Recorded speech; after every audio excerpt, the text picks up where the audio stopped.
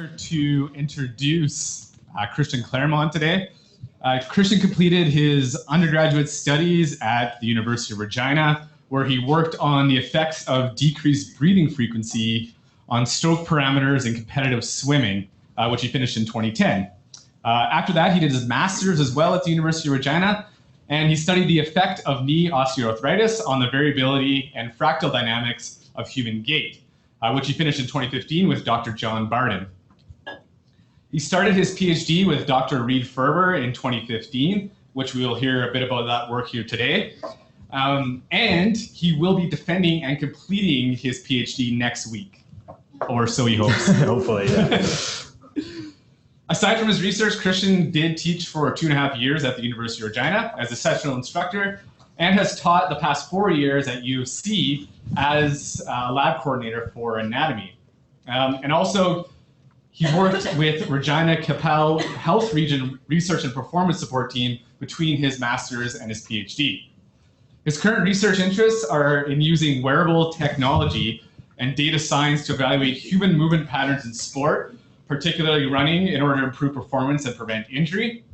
And because of this interest, his research was featured in a column that Alex Hutchinson writes called Sweat Science in Outside Magazine. And it was in the article entitled The Automatic Hobby Jogger Detection Machine. And some of that work will be presented here today as well. So after hopefully finishing his PhD and taking a long, restful, lengthy break of about 14 days, he will start a postdoctoral fellowship with Dr. Darren's Definition in July. Some fun facts about Christian. So his name is Christian, but actually some of his friends know and call him Christ for short. I don't know the origin of this short form, but it might be because he's such a nice person and treats everyone as equal. Or it might be due to the fact that he used to work at the Pita Pit and served everyone unleavened bread on a daily basis. Nice. Or just simply their daily bread. So Christian plays a ton of sports, and in fact was on Team Saskatchewan at the junior field lacrosse Canadian championships when he was back in Saskatchewan, obviously. And now that he has passed his prime, though, he mostly spends his time coaching hockey and football, but also in his spare time plays beer league hockey, beer league slow pitch, and golf while having a few beers, of course. You should try this sport called disc golf. It's a way to golf for free and drink beers for free as well. All right, sign me up. All right, so the PhD is quite a long process, and people often change as they progress through the degrees. Anyone who's looked at the HPL members list and has noticed that people like Enquan Mu and Rafael Fortuna look a lot different now compared to when they first arrived. But what people fail to recognize is what Christian used to look like when he first arrived. And here's a picture of Christian. So as you can see, when Christian first started, he had a lot of hair. And because of the stress over the 4 years of his PhD, it causes you to lose a few strands of hair. Or in Christian's case, all his strands are hair. So, we got something else here. I think. I do. Today's coffee is inspired by our speaker, which is Kicking Horse Half-Ass Coffee. Because when Christian does something, he never does it half-ass. Nice. And also let us help sleep tonight. So today, Christian will be presenting on making sense of sensor data for runners, typical and atypical running patterns. The floor is yours. Thanks, Mike. So as Mike said, I'm defending my PhD next Thursday. So today I'm going to be talking about a few studies that I did in the past 4 years, focusing primarily on 2 of them to really kind of not answer the question of making sense of sensor data for runners, but hopefully transition that research that way so that we can help improve performance and prevent injury. So the reason I kind of got into this research is I consider myself a recreational runner myself. I love running, and I'm really not alone in Canada. Running is a very popular activity, as most of us know, where the most recent statistics show that there were about 8 million runners in Canada, joggers or runners, and this number is growing each year due to its accessibility, due to the cost effectiveness of recreational running, and then due to the obvious health benefits associated with physical activity and running. Unfortunately, runners get hurt. Approximately half of all runners will experience a time loss injury each year. And this number hasn't really changed in the past close to 30 years. So this not only has a significant effect on the healthcare system for runners and individuals missing time of work, but it also just deters runners from, especially new runners, to continue running. If they experience a running-related injury, they're going to associate it with negative perceptions of running and then discontinue from running. So one of the reasons, or kind of where the research has moved, is to understand how running-related injuries are characterized within running subgroups. Because of that number not really changing in the past 30 years, research is looking at new ideas and questions to further identify why runners are getting hurt, how they're getting hurt, and what we can do to prevent that. So even looking at time loss injuries between two different types of subgroups, for example, recreational and competitive runners, we know that recreational runners experience more time loss injuries than competitive marathon runners, for example. And those are not the only subgroups out there. There's lots of research performing or looking at different types of subgroups and understanding the running patterns of those subgroups. So looking at male versus female, looking at mileage, so higher versus lower mileage, and looking at the running biomechanics associated with those types of subgroups and seeing how that relates to differences in injury. And then also looking at performance factors, so recreational versus competitive runners, and seeing not only maybe why certain runners, like recreational runners, experience more injuries, but also understand why these subgroups of runners experience certain types of injuries, or knee injuries versus lower leg or ankle injuries. So the research has really shifted to understand what these running subgroups look like in terms of their running biomechanics, and that can infer maybe the potential for different injury risks. So some of my research, earlier research that I did, we've done quite a bit in our lab about looking at different types of running subgroups. And the main study, or the first study from my dissertation, was looking at the differences in competitive and recreational runners. So using a 3D motion capture system, we're able to track the lower limb kinematics of these types of runners. And sure enough, we found distinct differences between recreational and competitive runners for different planes of movement and different joints. So looking at sagittal pelvis, looking at frontal plane ankle kinematics, and then also looking at knee kinematics, we found distinct differences between these two subgroups. And these distinct differences may provide some insight as to why these runners experience different types of injuries. Unfortunately, with this study, is that we used an expensive 3D motion capture system. Not only is it expensive, it's time consuming to collect this type of data, and we're really, for the most part, bound to a lab-based setting. And as we know, runners don't typically get injured during the research studies on the lab or on a treadmill down in the lab. So we feel as though that the research needs to shift into more of real-world environments in order to characterize what these runners are running like out in the real world in their typical environment. So we're trying to move the research setting or the research environment from lab-based settings with treadmills and 3D motion captures and find a way to characterize their running patterns out in the real world. And since those running-related injuries haven't changed, or the numbers of running-related injuries haven't changed for the last 30-some years, we feel as though that's primarily because all the research that's been done to analyze these running biomechanics has been done primarily in the lab. They don't get hurt in the lab. We want to track their running patterns and biomechanics out in the real world, and we feel as though this is going to help us further advance with performance monitoring or predicting or preventing injuries. One way to do this is to use wearable technology. So kind of the most common wearable technology used in research and even being implemented into commercial-based wearable technology is an inertial measurement unit, which contains triaxial accelerometer, gyroscope, magnetometer, and from there we can collect data to analyze movement on different anatomical locations. And these IMUs we can use in the more scientific grade down here in the lab, but they're also being implemented into commercial-based wearable technology so that runners can buy this type of technology and use it for tracking their running patterns. And the nice thing is that runners already use this type of wearable technology. Over 75% of runners use wearable technology on a regular basis. So we're not necessarily reinventing the wheel per se, we're just making use of what's already out there in terms of the technology, and help those runners monitor their performance and help prevent injury out in the real world. We conducted a study actually just not too long ago that got responses from over 660 runners that use wearable technology, and encouragingly that runners do believe wearable technology is important for helping improve performance or prevent injury. Unfortunately, they still think that the basic metrics such as distance, heart rate, time, speed are really the main important factors or main important metrics or variables that are going to help them prevent injury.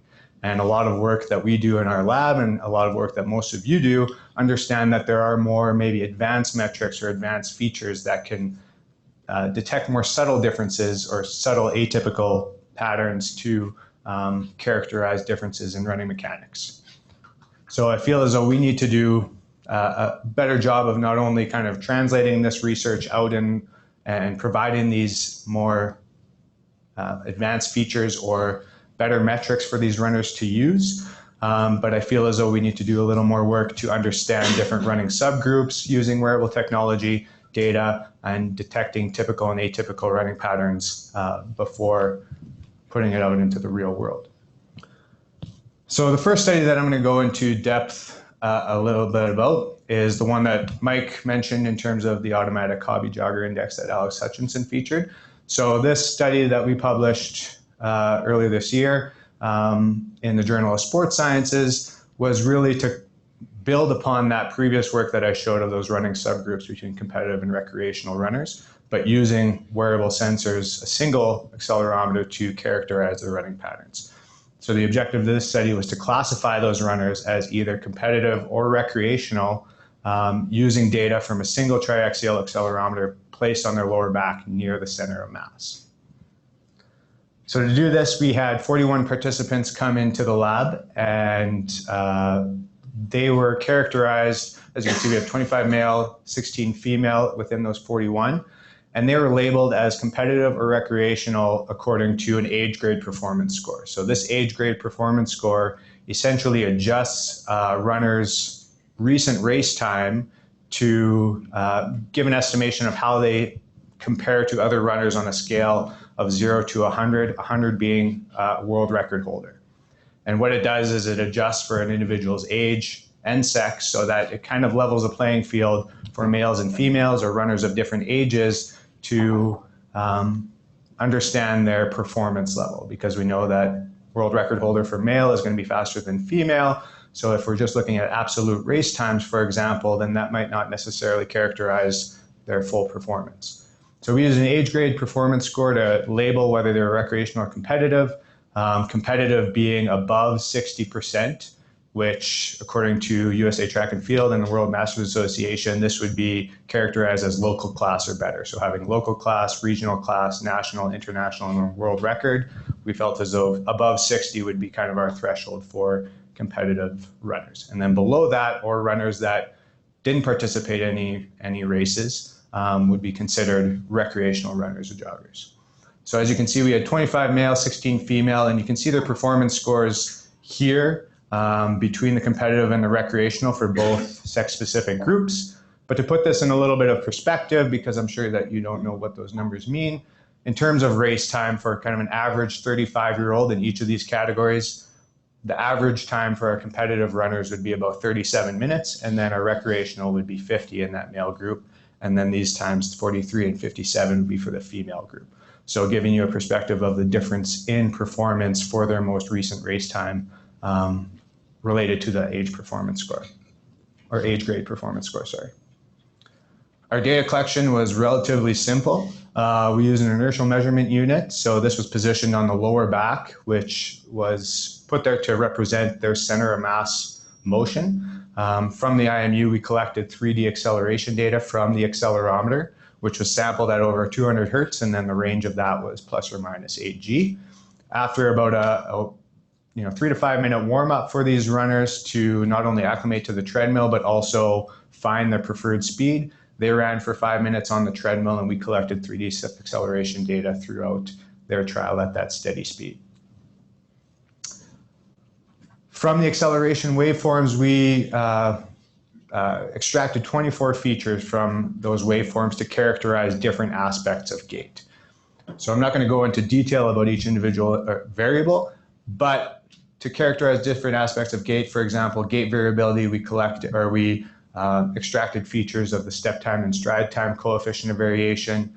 Looking at the waveform regularity and symmetry, we used an unbiased autocorrelation procedure to calculate the regularity for the step and the stride, which gives us an idea about the regularity of the waveform. And then for each step, we looked at the waveform throughout the entire trial and extracted the peaks of those waveforms, the root mean square, the variability between the root mean square to give us another measure of variability, and then as well as the ratio to give us kind of how each waveform in that direction is representative of their whole body movement. So you can see we've got a number of different features here and different directions to give us 24 out of the acceleration waveform. In terms of our analysis, we know that speed has a factor in terms of how these features change. So we know that we saw that the competitive runners are going to run a little faster than the recreational runners for their preferred speed. So to kind of not totally remove the effect of speed, but address that confounding effect of speed, we used a sequential feature selection technique that predicted slower versus faster speeds. And the features that were important for predicting those speeds were then removed from the subsequent analysis. So after the sequential feature selection technique, 2 features out of those 24 were removed because we felt as though those are the ones that best predicted speed. So to remove that confounding effect of speed from our further analysis, those features were removed. So the features specifically were the root mean square in the anterior posterior direction, as well as the variability in the RMS signal in the vertical direction. Our main analysis was to look at competitive versus recreational runners. So we used supervised support vector machine models for each of the sex-specific groups, so a male model and a female model. And then we also wanted to look at how those sex-specific classification accuracies compared to if we were to group all runners together. So we did this support vector machine for each of those male, female, and then the group. And what the support vector machine essentially did was took the 22 remaining features, which we ordered by decreasing order of Cohen's d, or the effect size between those two groups. They were input into the SVM one at a time in increasing order, as well as with the competitive recreational labels based on those age grade performance scores, and then cross-validated with training data of 70% of that data, and then tested on 30%, which then predicted whether that data or whether that runner would be labeled as recreational or competitive, and then compared against their actual label that we gave them with the age grade performance score, and then determined the accuracy of that classification. And our maximum classification accuracy corresponded to the optimal feature set. So coming from 1 to 22, we define the optimal feature set as having the best prediction or the best classification accuracy between competitive and recreational in each of those groups. So in terms of our results, so for our male group looking at competitive and recreational, we were able to classify competitive and recreational runners with over 80% accuracy, so 82.63% accuracy to be precise. The optimal feature set had 12 features in it of those 24 that were ranked in decreasing order of Cohen's effect size. So not all 12 features are listed here, but the main ones are the dominant features that really best separated the two groups were the anteroposterior and medial lateral regularity in those waveforms, step and stride. We also saw that competitive runners had decreased medial lateral variability. So when we looked at the RMS coefficient of variation in the medial lateral direction, competitive runners had lower variability in their running patterns compared to their recreational counterparts. And then also looking at the gait variability with the step and the stride coefficient of variation. We found that competitive runners had decreased variability in that as well. With the females as well, we got 80% or over 80% classification accuracy, and they had a different feature set that include 10 features. So the features specifically, some where there was some overlap and there were some of the same, but there were some that were different. But still, the kind of theme of those differences between the competitive and recreational was that females had greater regularity, particularly in the vertical direction, and then the females had decreased variability in the anteroposterior direction, looking at the RMSCV of the anteroposterior. So those are more of the dominant differences, even though we used a number of different features, and that number of different features, 10 and 12 for each group, gave us that best classification accuracy. So if we were to look at just individual variables, it doesn't necessarily maybe represent the whole picture or the combination of those variables to best classify or best characterize these two types of runners, recreational and competitive. And as I said, we looked at how these numbers or how these sex-specific classification accuracies would compare to the group-based model. And we can see that if we separated them into male and female subgroups initially, and then classified competitive versus recreational, our classification accuracies were considerably higher than if we just grouped all males and females into one group and then classified competitive recreational. So as you can see, it is important to separate the two, males and females, prior to classifying competitive and recreational to get a better classification accuracy of those runners and get a better description of those running patterns based on center of mass acceleration data. So to kind of sum up this first study, based on those classification accuracies, we were able to separate with over 80%. And then we also found when we looked at the features and looked at the magnitude of those features, we found that the competitive runners in the male and female subgroups both had more regular acceleration waveforms, looking at the regularity in the step and the stride waveforms. We also found that they had more consistent running patterns. So in terms of gait variability or the waveform variability, these competitive runners in both groups had differences, regularity and consistency, where competitive runners had greater regularity and greater consistency. It also showed the importance of separating into sex-specific groups. So even though the kind of general theme of the competitive and recreational runners with regularity and consistency was similar between males and females, there were still different features between these or within these groups. And these different features corresponded to different directions of movement. So those subtle differences between males and females improve that classification accuracy as opposed to bundling both males and females in the same group and then classifying competitive and recreational. Now for this study, we looked at just their typical running patterns. So looking at the typical running patterns of male, female, competitive and recreational runners on the treadmill.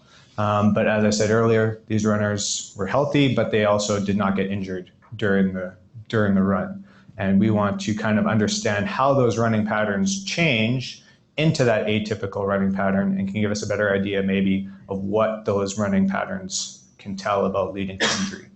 So kind of one of the most common interventions to identify atypical running patterns is looking at how their running patterns change from their typical state or their healthy state, how that changes with fatigue that may lead to atypical running biomechanics or atypical running patterns that may put the body in a more riskier position that could increase the likelihood of an overuse running related injury.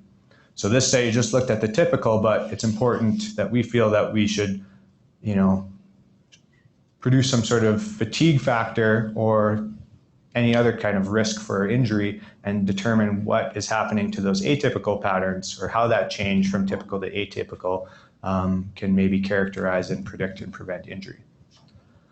So the next study that I'll talk about is currently under review in the Journal of Applied Biomechanics. And for this study, we wanted to look at the changes in running biomechanics throughout a marathon race. So we had two objectives for this study. The main objective was to quantify those subject-specific alterations in running patterns throughout the race. using wearable technology data. And then the second objective, based on our previous research of knowing that there are different types of subgroups, different running subgroups that showed typical running patterns, we wanted to see if there were clusters of runners that showed similar trends throughout the race or similar changes in atypical patterns throughout the marathon, and seeing what was different between these two clusters. So the nice thing about wearable technology, as I said, is we're not necessarily bound to the lab. So we collected marathon data from 27 healthy runners from around the world, from 7 different marathon races. So these runners wore wearable technology, which I'll go over in a sec, and completed the marathon race wearing the technology, and we were able to gather that data and use this for our analysis. Primarily with the Calgary marathons, but we had, like I said, data that was throughout the marathons in different parts of the world. So our data collection was the same for each participant for each race. There were 2 pieces of equipment. The one piece of equipment is a Garmin VivoActive HR wristwatch, and we use that primarily just to look at GPS, speed, elevation factors, and to track their distance throughout the run as well. The main sensor that we use to collect running data, or to better understand the running patterns throughout the marathon race, was a Lumo run sensor, which contains that inertial measurement unit that I talked about earlier, the 3D accelerometer, 3D gyroscope, and 3D magnetometer. And with this sensor, it outputs 6 variables to represent different aspects of gait. So for every 5 strides, it would give off, or it would output one observation of cadence, so steps per minute, one observation of bounce, so the vertical oscillation, braking, so the deceleration in each step, pelvic drop, so the frontal plane movement of the pelvis, pelvic rotation, the transverse plane movement of the pelvis, and then ground contact time, how long that foot is on the ground for each step. So throughout the marathon races, we collected both data. This one was the primary sensor that we used to characterize the running patterns, and using these 6 variables, we were able to do so. Initially, what we had to do first was partition the data throughout each of the marathon races, and we know that a marathon is 42.2 kilometers. So from start to finish, to characterize different portions of the race, we partitioned the race data into different sections. First, considered the first 4 kilometers as our warm-up section, not only for the runners to warm up and maybe achieve that more steady state running pattern, but also for those of us that have run in a race before, that big cluster of individuals at the start can really kind of not allow that runner to engage in the running pattern until later on in the race. So we removed that data from the first 4 kilometers as we felt as though that didn't necessarily represent their steady state running pattern. We then considered the next 10 kilometers as their typical running pattern. So from 4 to 14 kilometers, this was their typical data. And then the remaining, the rest of the race was partitioned into 2 kilometer segments, 14 sections overall, that we could then compare to the typical how these running patterns change continuously throughout that marathon race. So we had 14 sections to compare against that typical run. We only wanted to look at steady state level running data because we know that incline and decline has an effect on running biomechanics. So using the GPS, using the elevation gain and distance, we were able to take a look at their incline and decline grade and removed anything above or below 2 and -2% of their grade. So we only wanted to look at level running. Each marathon, each race had a little bit of different elevation. We just wanted to look at the level running pattern, so we removed those incline and decline. And then also any speed that was under 1.8 meters per second, which is about that transition from run to walk, or we removed that as well because we only wanted to characterize that steady state running pattern.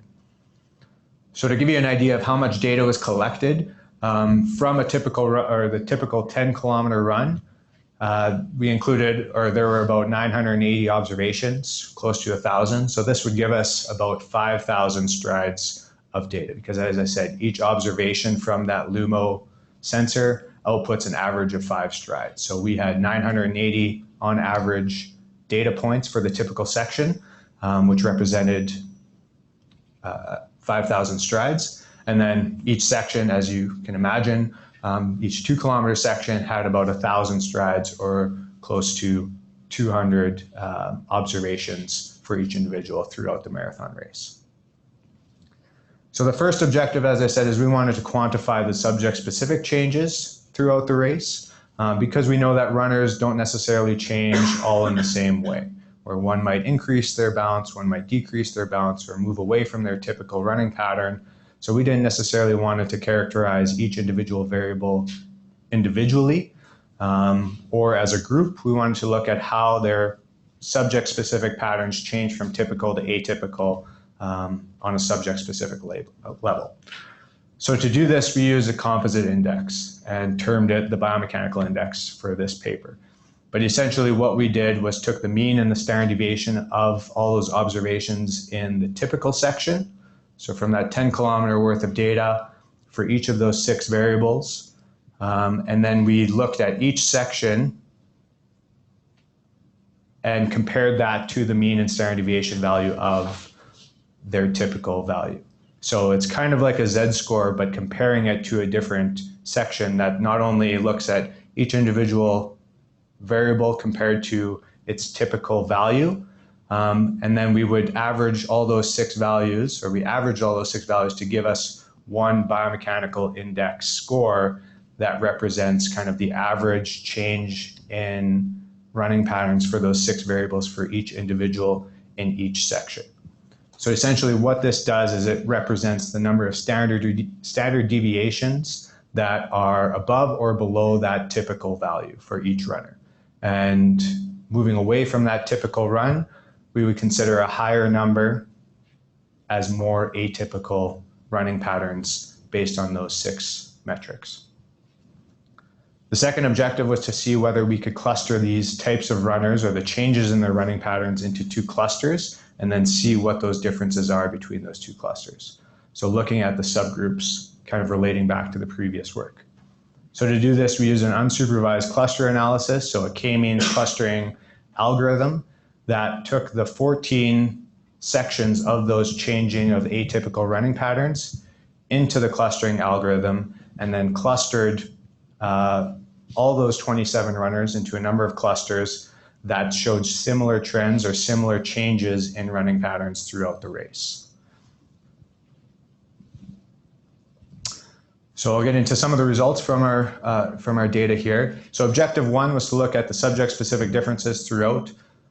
So using that biomechanical index that we got for each individual based on their typical run, we can see on average that these atypical running patterns, or that biomechanical index, continuously increases over the course of the marathon race, where at approximately halfway, so in that 20 to 22 kilometer section, we began to see significant differences using repeated measures ANOVA compared to earlier sections in the run, and signifying that at this point, their running patterns, according to a biomechanical index, according to the number of standard deviations away from that typical 10K run, became significantly greater later in the run.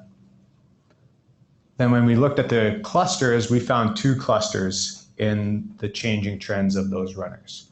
And it revealed that there were 2 clusters that showed similar trends. And when we look at their trends throughout the marathon race, we can see that in the yellow here, so let's call this cluster 1 of the runners, that they relatively still increased in atypical running patterns, but showed a more consistent or a flatter line throughout the race. Whereas cluster 2, this group of runners had a larger increase in those atypical running patterns throughout the race. And the difference between the 2 was statistically significant, where cluster 2 had more atypical running patterns or more inconsistent running patterns throughout the race compared to this cluster 1 in the yellow. And just remember that this is just the one variable, so the average of all those 6 metrics, to give you an idea of that biomechanical index, or how many standard deviations away on average those metrics are moving from their typical. But to give you a little more perspective of this and identify the consistency, you can see the yellow is not too great here, but you'll see in a little bit. So remember that it's a combination of those 6 metrics. So looking at that cluster that was more consistent, we can see that at the beginning of the race, they're kind of close and tight-knit to that center or their typical running patterns. And as the race progressed, they start to move away and deviate away from that typical run, moving away in terms of the number of standard deviations in each of these variables on average. So you can see in the yellow, much more consistent, but when we look at the red to illustrate it even further, they start out more typical, and see that they drastically deviate away from that typical pattern in a number of different variables on average from their typical center or their typical run, which would be essentially kind of 0 standard deviations away from their typical, obviously. And then since this was unsupervised, all we did was we put in their changes in running patterns into the unsupervised clustering algorithm. Those are the only input features we put in there. So we wanted to take a look at what was different between these 2 clusters in terms of runners' characteristics. So in terms of their experience, in terms of even height, mass, looking at their performance scores, we wanted to take a peek at what was different between these 2 clusters. And the only significant difference we found, which relates back to the previous work, is that the higher age grade scores were significantly different between the 2 groups, where this yellow pattern, where they had a much more consistent running pattern later on in the race and didn't deviate as much away from their typical run, had a higher age grade performance score, whereas the ones in red here are cluster 2 that deviated away from their typical running patterns at a higher value, had a lower age grade performance score. So these performance scores were related to their race performance of that marathon they ran. And using that score, we can see that they're relatively recreational compared to our previous runners in the last study that I presented. But nevertheless, these more consistent running patterns were associated with a group that had a higher performance score for that marathon race. So to sum things up here is that we were able to quantify the subject-specific typical running patterns using that biomechanical index or using that composite index based on the wearable technology data from that Lumo run sensor. So using those 6 metrics and identifying one kind of measure to characterize the whole running pattern, we were able to identify those typical running patterns and then detected how they became atypical throughout the race.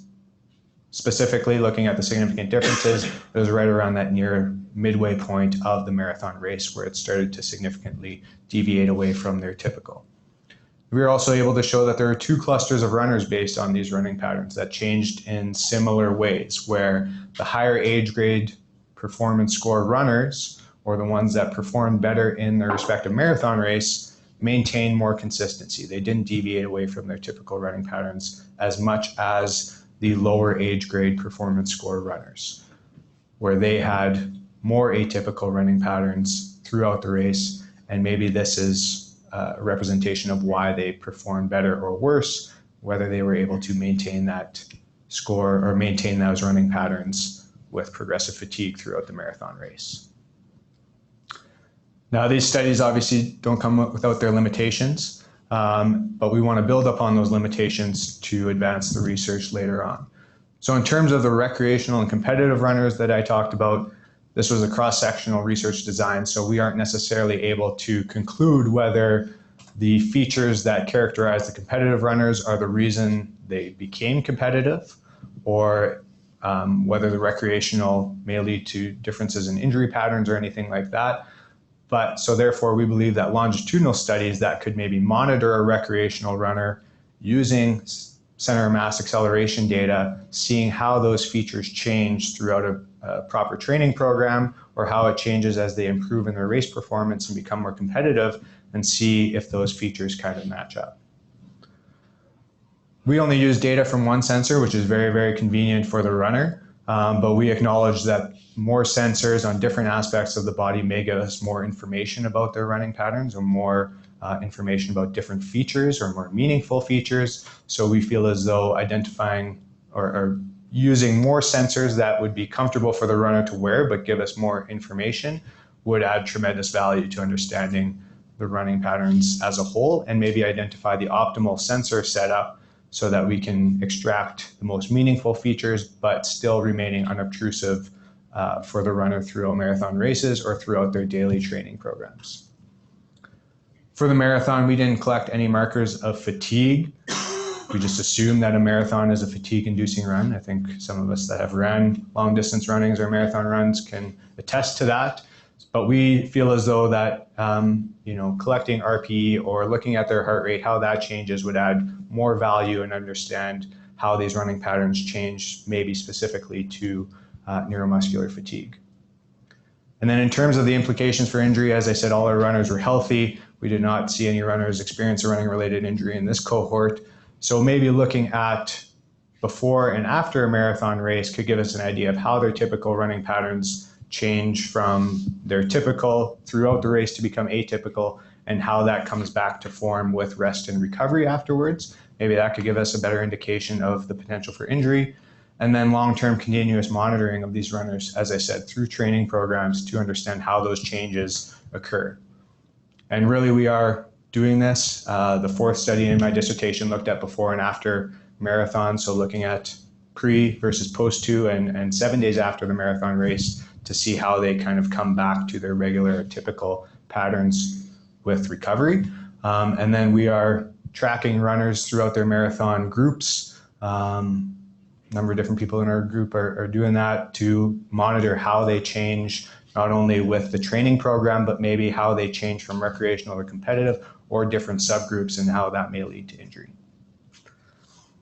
So to wrap things up, like I said, we wanted to move the research environment from the in-lab to the out-of-the-lab setting so that we can better characterize runners and maybe more of their natural habitat. And we feel as though using wearable technology data, using multivariate data from different types of sensors, we can identify different running subgroups, recreational, competitive, and then monitor how those running patterns change with fatigue. And this could give us an idea out in the real world or out of the lab, a different and maybe better representation of their running patterns that could monitor performance and hopefully predict or prevent running-related injuries with continuous monitoring. So I didn't do this alone. I'd like to thank our research team led by Dr. Ferber, who is my supervisor, as well as the funding sources that I received, NSERC and Alberta Innovates back in 2017, as well as the Faculty of Kinesiology Dean's doctoral studentship that I received on when I first got here. And thank you. Any questions for Christian? I was just wondering about the first study that you did between competitive and recreational runners. Yep. So you said that the variability in gait pattern, running pattern was less in competitive runners, and I was wondering, was that because just competitive runners usually run faster, and as you run faster, there is less answer to the, if you consider running as an optimization question, there's less answer in running faster, while when you're running slower, you can do whatever you want. Yeah, no, it could be. And like I said, we tried to remove that confounding effect of speed, but we know that we didn't totally remove it from all the features. We felt as though those two features best predicted speed. But we still feel as though the competitive runners maybe had a smoother running pattern at their preferred running speed compared to the more recreational, which may be more inconsistent in terms of their running patterns. So there is that speed factor, I believe, still involved for sure. I don't think we can necessarily remove speed altogether unless we controlled for speed and had them run at the same running speed, which could have been done, but we did not do it for this study. And that could maybe give us a better idea about the consistency at controlled running speeds. Josh, back to this idea of speed. For the second study, did you correlate all those factors to speed? So we did look at speed. I'll bring it up here. we didn't necessarily remove speed from the equation altogether, but we kind of did a similar speed index compared to their typical and see how that changes throughout the race, because they are going to change and slow down throughout that marathon. So there is a change in speed throughout, but we felt as though the changes in running patterns were greater than the changes in speed. And what relative? How correlated are these things? How correlated are the variables with speed? Speed to your biomechanics skills. It's probably correlated.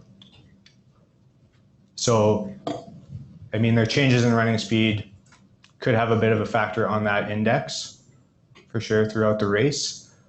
But comparing their changes in speed to their typical run, the changes in running patterns were greater than that change in speed. So even though we didn't necessarily remove that factor of speed altogether, we felt as though even the changes in running patterns would still be there if, yeah. So if you regressed out speed out of your biomechanical index, would you still see that?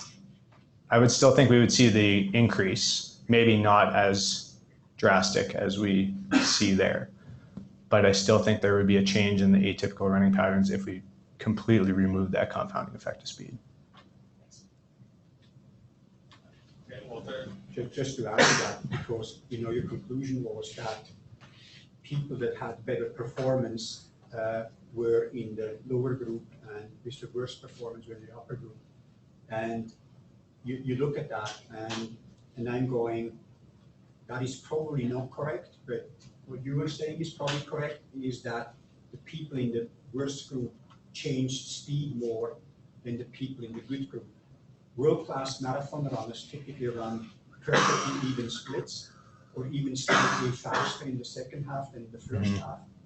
And if you had that, I would assume the variation would be minimal. If you measured Eliud Kipchoge, when he runs 2:53 for every single kilometer, I would assume you would see very, very tiny changes. Whereas if I start out with 2:53 and end up with 5:17, you would see a lot of changes. Right. Yeah. So, yeah, we didn't necessarily look at each pacing strategy too within each section, which would be interesting to see how that changes for each runner in a sense. Yeah. So I think it's actually not related to the absolute performance. I think it's related to how much people change. And typically, runners that are not that good typically have a greater speed change in all races, including the marathon. They start much faster than they finish. Yeah. Whereas really good marathon runners don't do that. Yeah, and even looking at running experience, even the lower age grade performance scores here, just looking at their runners, were first-time marathoners for some of them too. So understanding those pacing strategies and may have come out too soon, may have increased that steepness of the atypical running patterns earlier on. Which kind of brings me to the first study, because the first study is really interesting, where you had differences between the competitive and non-competitive and the males and females. And so did you compare people that had the same performance level? So did you compare competitive women with non-competitive men, but they had the same speed? Or did you compare 50-year-olds that were competitive with 25-year-olds that were not competitive, but they exactly had the same performance level in terms of the absolute performance? Because I wonder, because that would be a way where you then take the speed away and you just really, then you compare obviously different sets of people. If you're 60 and you're on 37 minutes, that's very, very good. If you're 25 and you run 37 minutes, that's okay, but I would be really interested if you then compare those two. Right. How different would they be? Yeah, so we grouped them in the performance scores to kind of take that out of the equation and put them on that level playing field. But if we did it backwards and look back into their absolute race times for the different age groups, I think it would be interesting as well. Because you mentioned that you could do it at the same speed, but the same speed is not quite fair either. Right. Because I remember very distinctly, I saw once a US championships where they had to run a qualifier for the 10K, but in one race nobody was eliminated. And these guys were running 31 minutes for the 10K, but they were looking like they were jogging because they could run 27 or 28. So for somebody running 31 minutes, that's a world-class run. It looks like they are just bored and they look around and they whistle and look at the birds and smell the roses. Whereas for anybody else running 31 minutes, you're just focused For on sure. going. And so it's a very different thing. Also, if you have people of very different levels run at the same absolute speed. Right. And for this, they ran at their preferred speed. So that's kind of the reason we did that, is the same as those faster runners are going to look more smooth at a faster pace than compared to those recreational. But I think if I were to do it again, I would also include maybe some controlled speeds in there to see the difference, if there is anything between their preferred, as well as looking at differences in controlled speeds. Josh. So in this second study, did you do any post-hoc analysis where you simply just separated based on the age-related score and not saw or observed that it was the difference between them? So just separating them. So we didn't have, Does that make sense? Yeah, but so we couldn't separate them the same as we did before because they were more recreational. So we only had kind of two around above that 60, but we could have just taken maybe the median and separated the two to see if there are differences there and see if it would give similar trends. I think it would, because we saw those differences in these two clusters because of those age grade performance scores, but we didn't. Yeah, I think that would be a stronger conclusion Yeah. in this case. No, that makes sense. Yeah. Josh? Perhaps I missed this, so I just want to, for your study one, you had 70% of the data, then 30% of the data? To include in the support vector machine model, yeah. So was that 70% of the subjects, or how did you slice and dice that? Yeah, so it'd be the input for the SVM would be, the rows would be all the subjects, and your columns would be all the features, and they would be labeled as recreational versus competitive. So 70% of the data would be used to train the SVM. 30% of the runners would be tested, and that's how we would cross-validate it to see how many of that test set was classified correctly.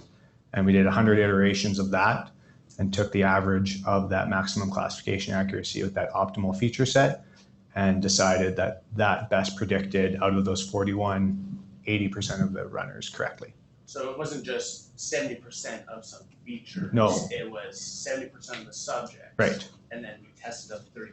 Exactly. And then you randomly sampled those. Right. Repeatedly. Yeah, so that's over those 100 iterations, that's 70% of the participant changes, and then it'd be a new 30% and continuously for those 100 iterations. Yeah, Eric and then Graham.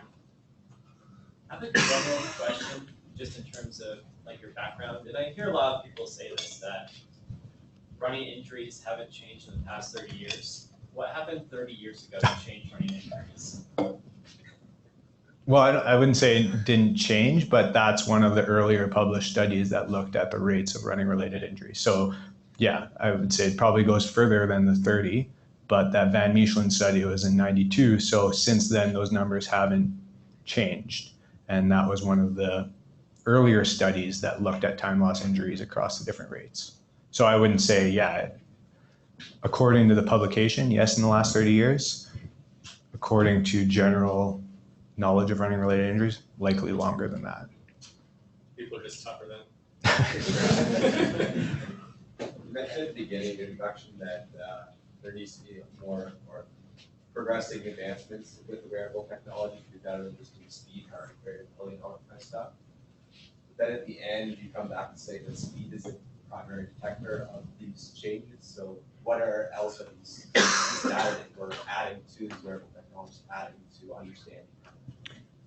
Well, it's not necessarily taking, I don't think we should exclude speed and remove that from the equation. I think we need to include more meaningful features and use speed along with it to complement that information. So not necessarily just using speed as the runners would attest to, or using that for injury or looking at distance, but also complementing that information with more running biomechanics analysis and using it together to get us a better idea. So, speed is a factor for running and how these features change. And maybe the more we know how much they change with respect to speed can give us an indication of what's left over and how that may relate to injury or performance.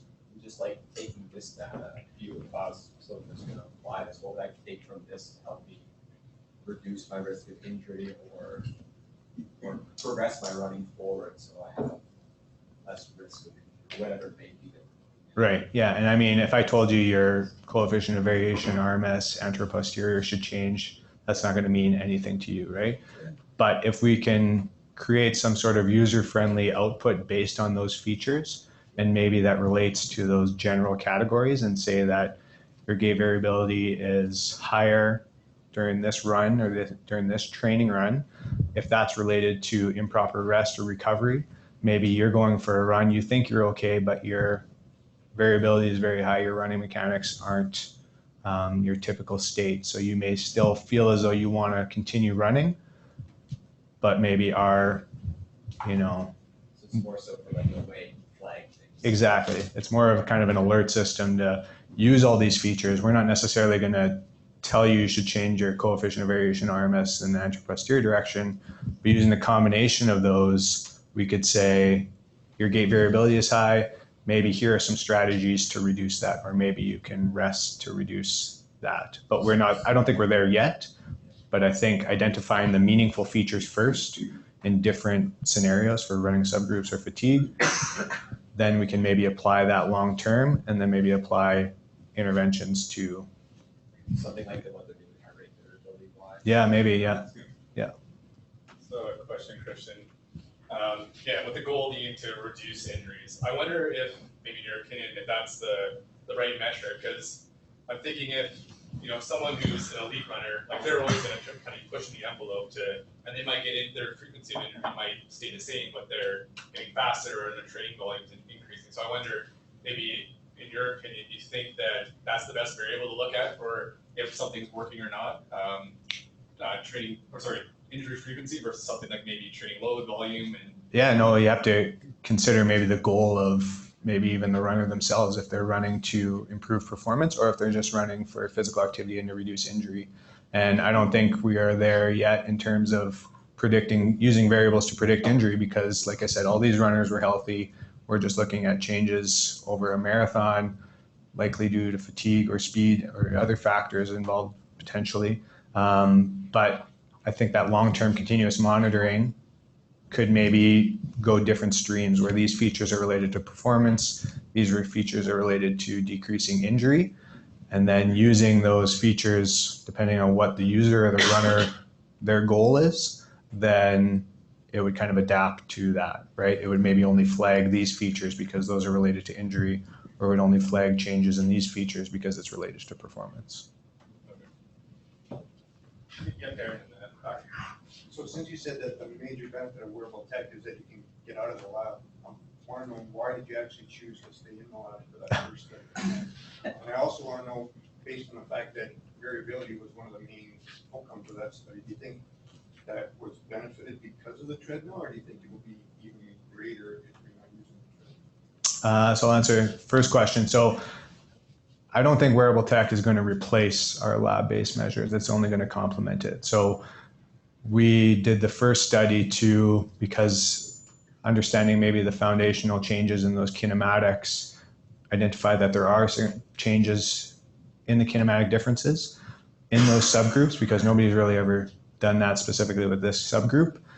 And then building off of that to see if we could just use one sensor to identify those changes. So we feel as though we're not replacing the lab, but we want to complement it. So now that we know that there are changes in both, so kinematic differences as well as changes in their center of mass motion, if they go for a run outside and we identify changes in their center of mass motion, it can once again kind of give that alert system, and then maybe we can bring them back into the lab and identify those kinematic differences associated with it. So we did that first study to really understand the kinematics first, because that's gives us kind of a more complete picture of their lower limb kinematics versus the center mass just gives us one output, but still much more user-friendly and can be taken out of the lab. And then in terms of the variability, yeah, I think, we did a treadmill at preferred speed. Out in the real world, that variability would change. So I don't think specifically we can use these features and just apply it out on different surfaces. I think more research needs to be done that maybe uses similar techniques to what we did on an overground track and see how that changes in a controlled environment. And then the next step, maybe out in the real world, to see how that variability changes. And I would guess it would increase as we're moving away the treadmill, but it's kind of that next step to really get there. And this is only one piece of the puzzle, or the first step. Hey, I was just wondering why you chose support recommendations and classification. Yeah, so it's a common classification and it's been used in our group and running biomechanics groups to classify different types of groups. And based on kind of our sample size, it's also a good classifier to, or one of better classifiers that doesn't necessarily overfit or underfit the data. So kind of having that balance with our subjects and the number of features. The support vector machine has been shown to be a good classifier of two groups to kind of optimize that separation between the two. But there are certainly other methods to use to classify runners, and maybe with greater accuracy or different input variables, or more groups, for example. But we chose that because we felt as though that was the better option for this. In study one, you had 24 or 26 or something like that to get 82%. How much variance would one variable explain for your top one, for example? If you just ran the whole analysis with just your top variable. Yeah, and I'll show you here. So for example, for our females, right, if we just use the top ranked feature, we'd get about 60% accuracy. And then if we use two features, it would go up to a little higher. And our, we could use, it didn't even show, sorry. I guess I'm looking at it, but yeah, it looks great. Eh? So for example, we use one feature, and that changes as we put more features in, may give more meaning to that classification accuracy. And then we chose our cutoff as the maximum. We could use one and say we can classify with 60% accuracy, but we increase as we.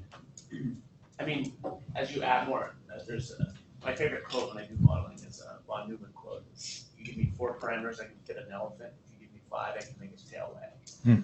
So, how much can you somehow penalize? Like, there's ways to statistically penalize adding additional parameters. Have you thought about that at all, or? Like minimum redundancy, kind of, or? Kind of classic or AIC, BIC, things like that. Yeah, I'm not familiar with those. Because, if you have 10, but one's giving you like 0.5, right. One's giving you does that mean anything? Yeah, no, exactly. And yeah, we, chose this as kind of our cutoff, but yeah, there's different methods that could even reduce the number of features or pick maybe more important subset of features. Yeah, and we can tweak that around, yeah. And just a quick question for the males versus females, because that was kind of one of the, for your it was one variable, how much did that explain in the other group? In the males? Oh, okay. Your top one there, how much did it explain in your? Yeah, so so they're slightly different in terms of the grouping. Didn't look at kind of the specific verses per se, but we do have a list of all of them to say, and there were some overlap between them, and there were differences and between the male and the female, but didn't necessarily look at.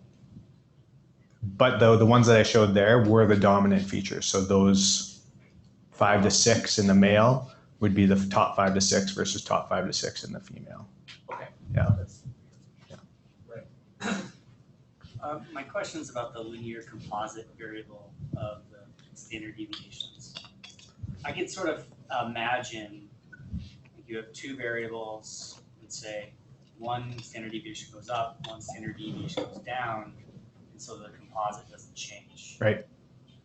But then I can also imagine that there could be a combination of two variables where like the standard deviation of one goes down and that has a detrimental impact on performance and injury. So with the variables that you look at though, it looked like all of the standard deviations went up. So we use the absolute change. The absolute change. So Also, even if it went down from the typical, right, it would be captured. exactly. So we could go back and then look at which variables increased and decreased and use kind of a backward analysis to look at each individual specifically how that changed. But we know that each runner kind of changed in different ways. So we use the absolute to then compare overall runners per se. Okay. I guess I don't understand. Can you tell me how you get a biomechanical index of less than 1? If I saw that correctly on your graphs, there were, when you split them up into the two groups.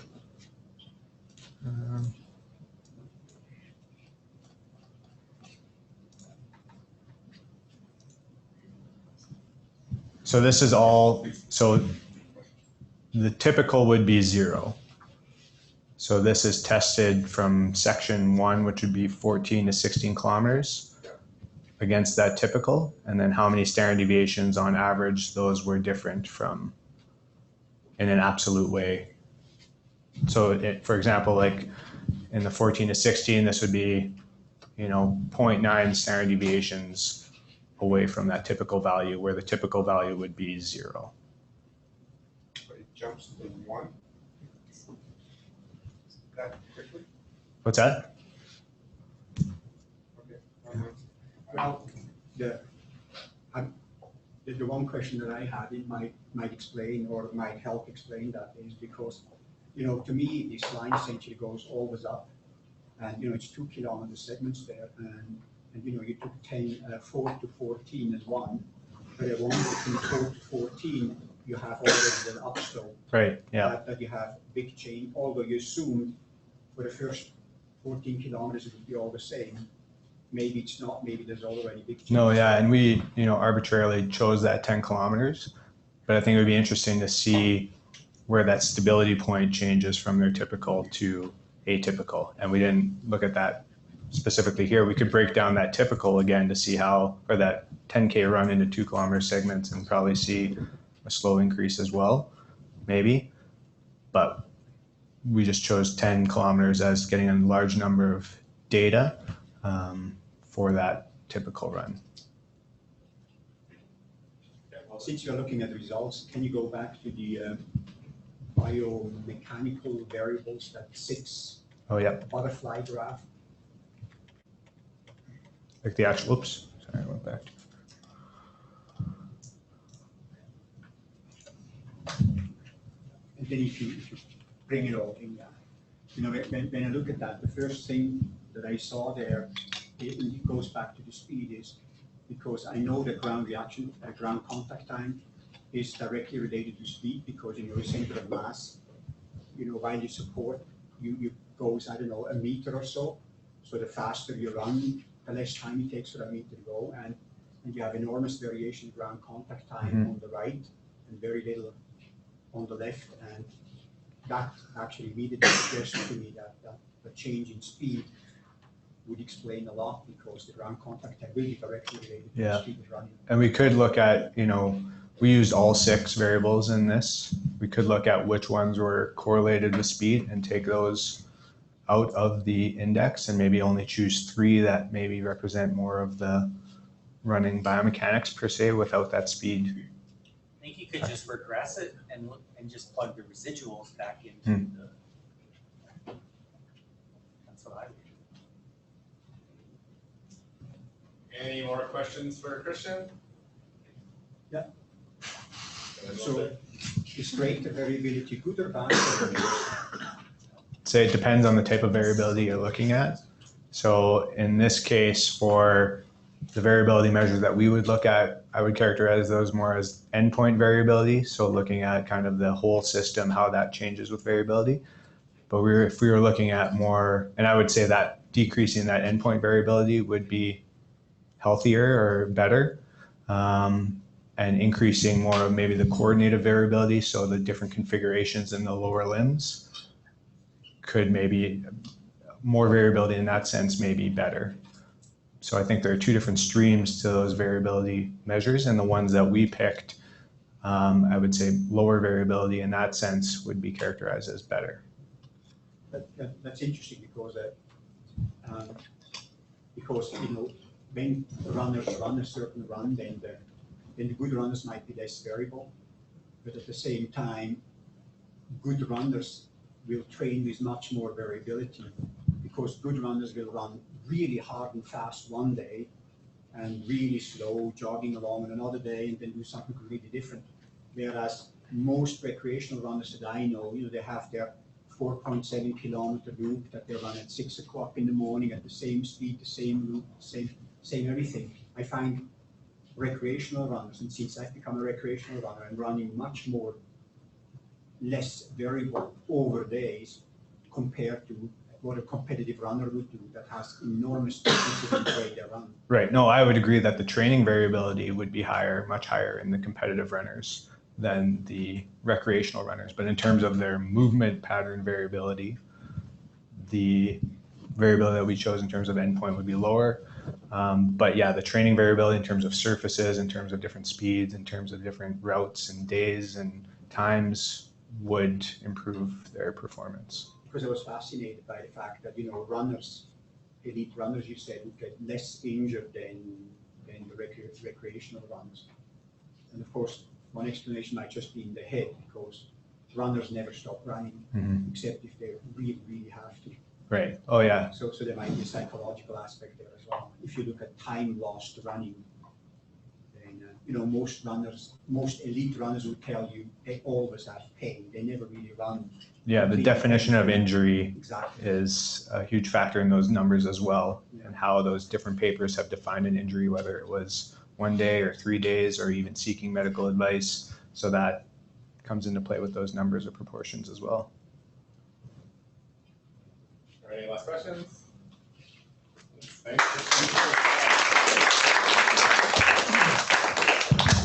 Next week's presenter will be Chantal de Baker, speaking on associations between reproductive variables.